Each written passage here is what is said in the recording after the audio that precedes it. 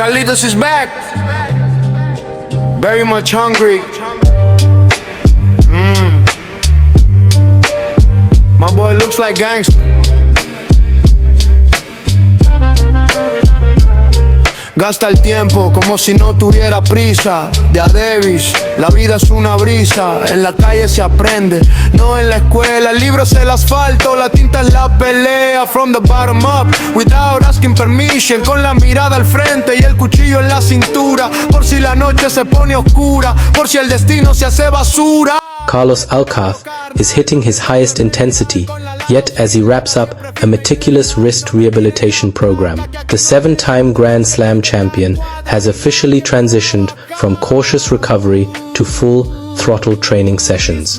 Every phase of his comeback has been highly calculated and patient. His team initiated the process with gentle hitting, progressed to physical running drills without his protective wrist brace, and eventually cleared him to test his wrist with full power forehands in controlled indoor settings.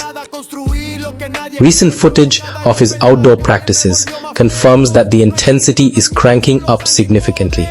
Alcaraz has moved his training camp onto outdoor hard courts, which is the exact unforgiving surface he will need to master for the grueling North American summer swing.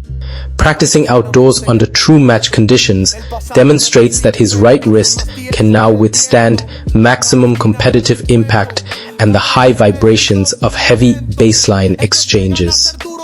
There is no tentativeness in his movement. He is sliding, striking, and unleashing his trademark explosive forehands with the fierce focus of someone preparing for an elite title run. These grueling sessions at his father's academy are designed to rapidly rebuild his match fitness, timing, and structural endurance. By pushing his body to the absolute limit right now, he is erasing any lingering doubts about his physical readiness. Alcaraz is rapidly closing in on peak form, completely locked in on making his highly anticipated competitive return at the upcoming Cincinnati Open.